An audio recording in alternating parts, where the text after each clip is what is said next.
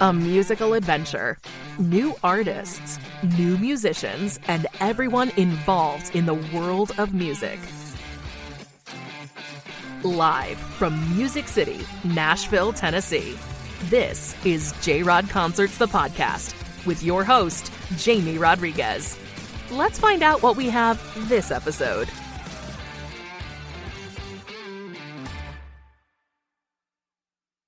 Hey guys, welcome to J-Rod Concerts, the podcast. This is your host, this and every episode, Jamie Rodriguez. And we just came back from an unforgettable and epic Friday night in Brooklyn, New York, where the 38th Annual Rock and Roll Hall of Fame induction took place. We were, of course, there to cover it. And we'll recap it in a second, but today's episode is going to be a little bit different. We're going to have kind of the press audio, the press quotes of several of the main players that were in the ceremony. We're going to have, of course, Sheryl Crow. So we'll have her audio coming up in a second. We're going to have Peter Frampton. Peter Frampton played with Sheryl Crow and paid a lot of tribute to her. And we're going to have Andrew Ridgeley of Wham. Obviously, George Michael was inducted, one of the most emotional parts of the night. And we're going to have Chris Stapleton's sound as well. But before we get to the recap, a very heartfelt and honored thank you to the Rock and Roll Hall of Fame. I'm heartful with gratitude.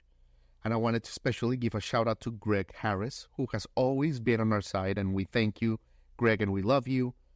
I want to thank you, Jason Hadley, who's a great friend of our show, of the Rock Hall. Wanted to thank Don Way. Thank you so much, Don. J.R. Johnson, much appreciated.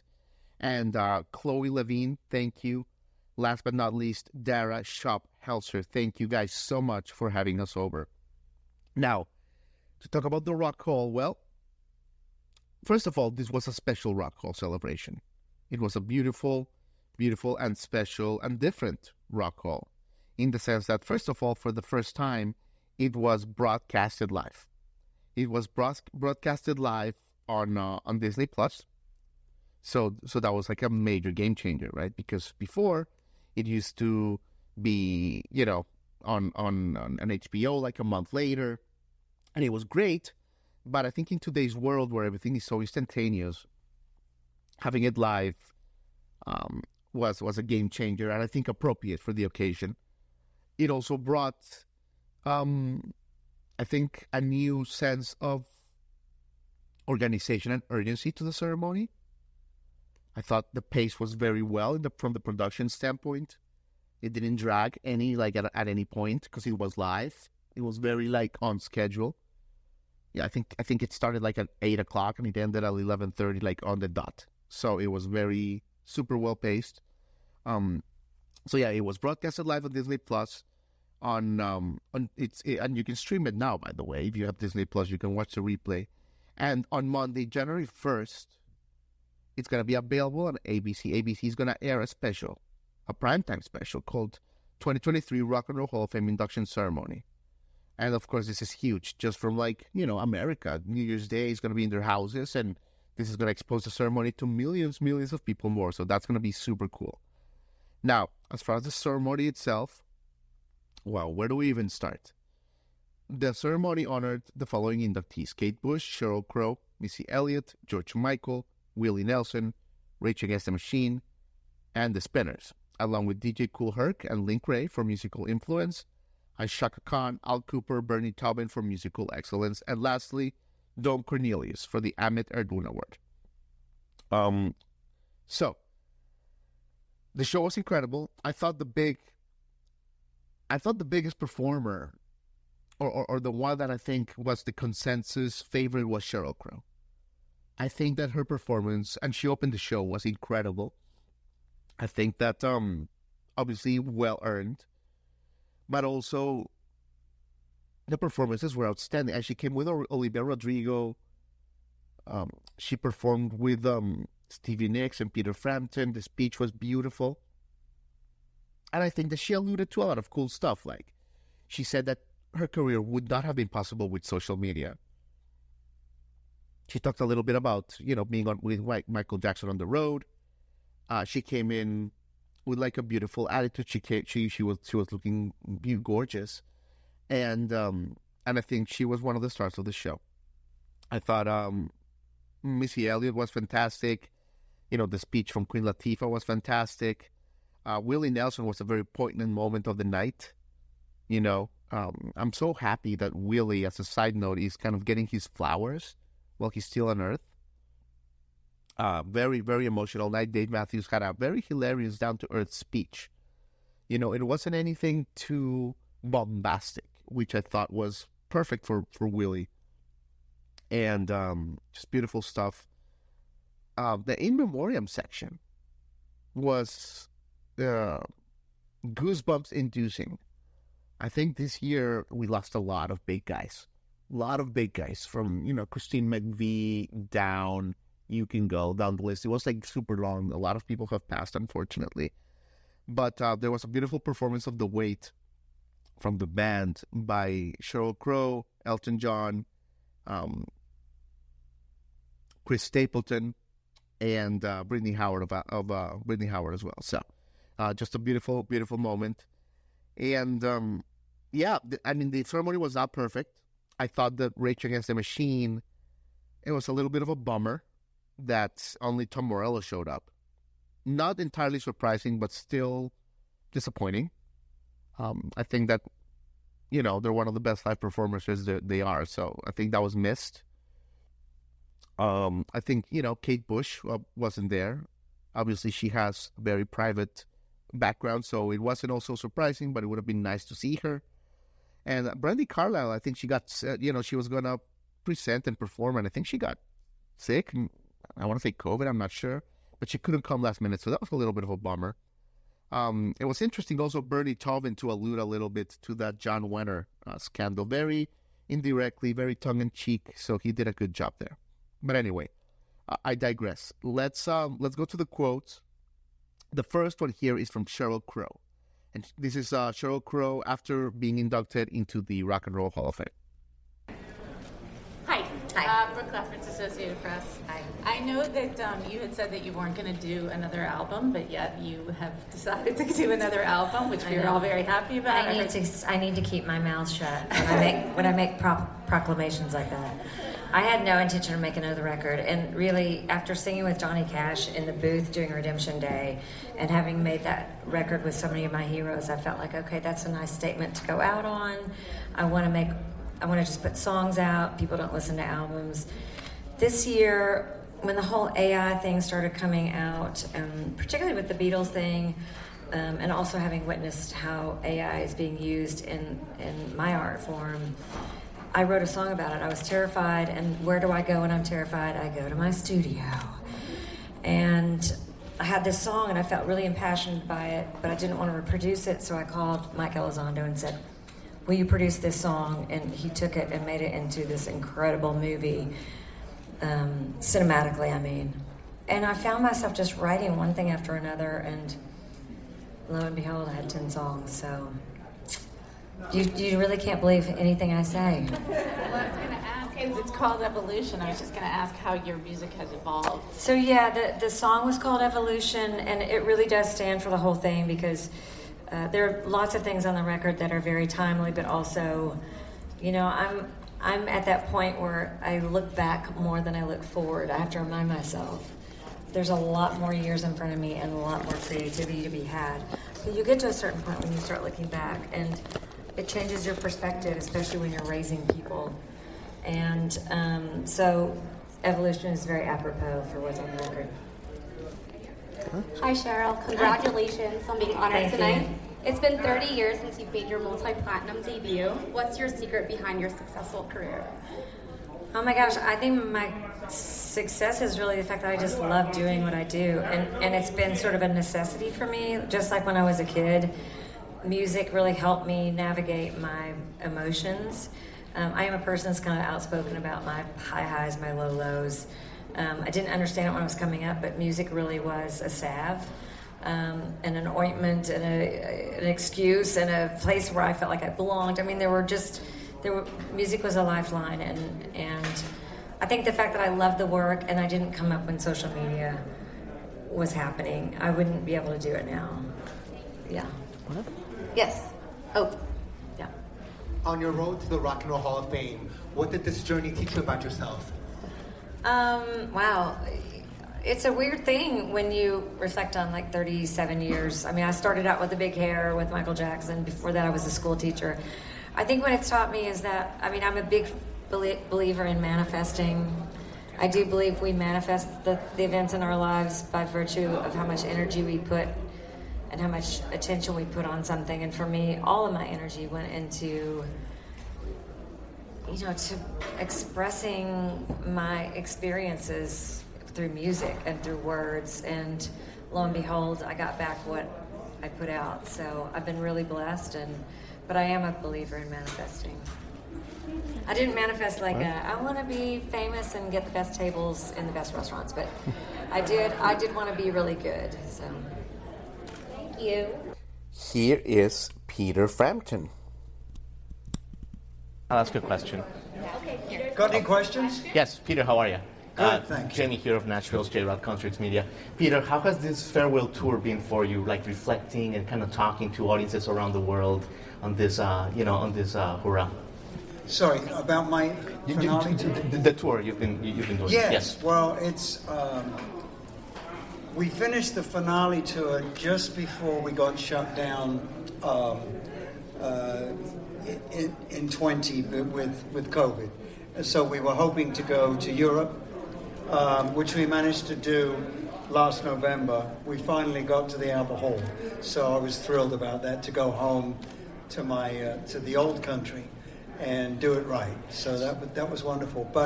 And I thought that was going to be it, because I've always said, I made a deal with myself that if I can't play at the top of my game, I don't want to play and disappoint people. Well, I have to play. So things have changed. My hands are affected by my muscle disease, but I've adapted, and I'm still playing pretty good. So I'm loving it. Thank you. Hi, Peter. Over this way to your right, my left. Good question? Hi. Oh, there.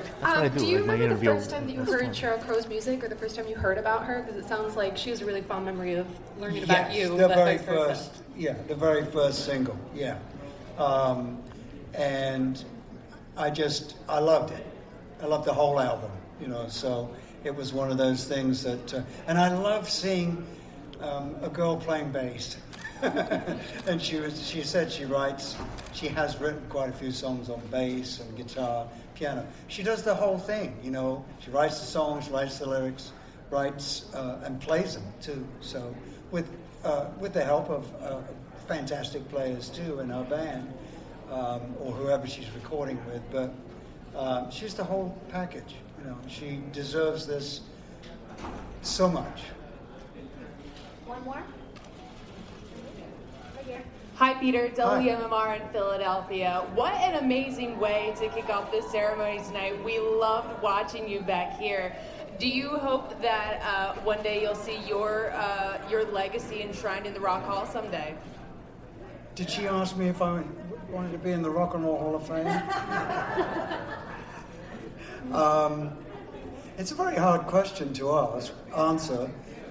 Easy to ask, but things have turned out really well for me, which I never thought would happen.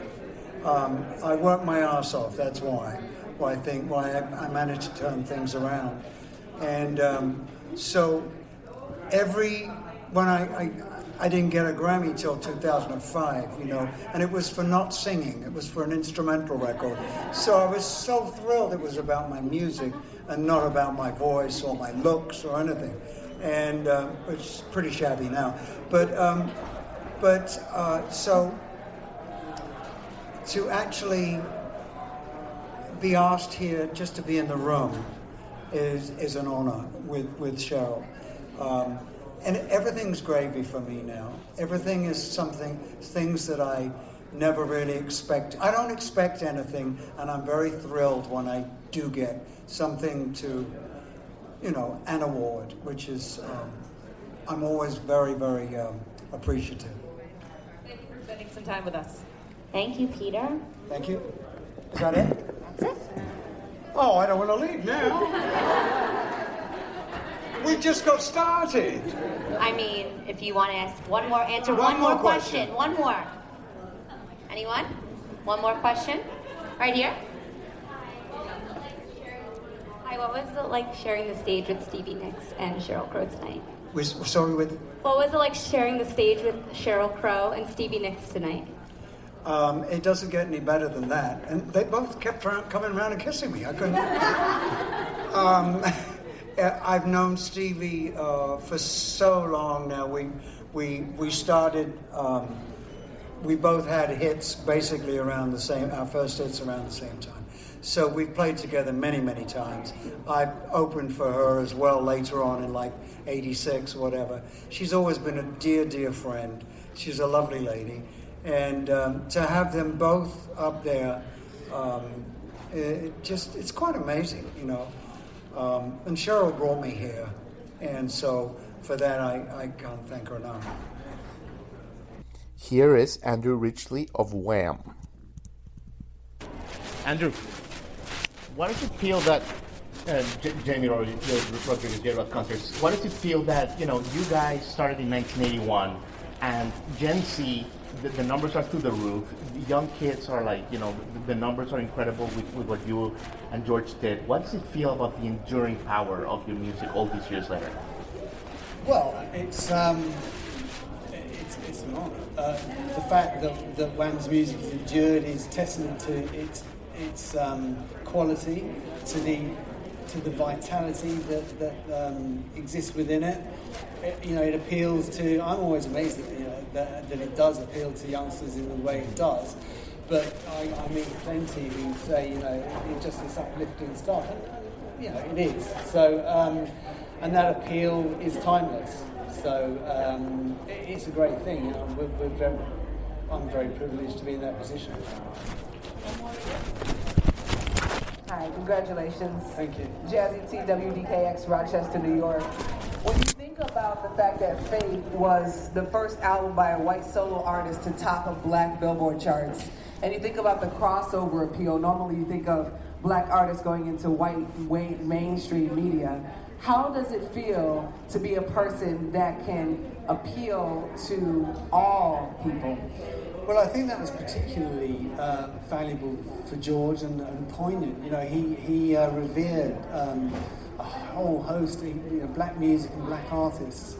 Meant a great deal to him. The DNA in a lot of his work came from the listening. He was there on the montage. He had that 2 or 3 records that he grew up to, and black music was a big part of that. So I think that occasion was an extraordinary occasion in itself, but it meant a great deal to him. And then just one last question. When you think back after all these years, do you have like a special moment on stage that the two of you shared that you just hold deeper in your heart than others? Well, being on stage together was always great fun. And actually, the one that sort of remains in memory strongest with me is having to wait about half an hour for him to do his solo piece on the final before we got a chance to get on stage. So that was something Shirley and I were backstage, thinking, oh my Lord, when is this ever going to end? So that was always good fun. Thank you very much. Here is Chris Stapleton. It's a little low, but Chris, we'll make it work. Right, we're going to open the floor up. Great right seeing you, here. Chris, Jamie. I'll see you Wednesday in Nashville, too. As someone who's seen your growth in Music City for a while, do you get inspiration from events like this with rock and roll? Of course. Yeah, and what kind? Of course. I'm here because Willie Nelson asked me to be here. But, I'm looking, I get to play with Elton tonight. That was kind of came up last minute. And, Cheryl and Brittany as well. And I'm looking out in the audience, and there's, Jimmy Page is sitting there. So you can't help but be inspired by these things. This is legendary stuff that, it's rare. Just walking up and down the hallways with the people that you pass, Flavor Flav was behind me in the hallway. It's a very, it's a very unique thing to get to come to the Rock and Roll Hall of Fame and do anything. So, of course, lots of inspiration and lots of, starstruck moments. Right on, Chris.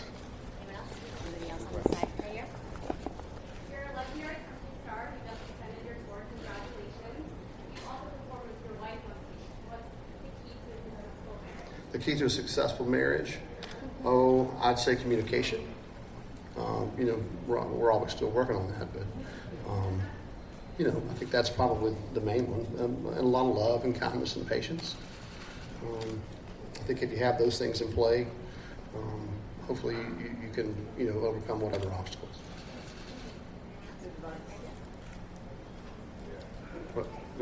Sorry. How back there? Okay.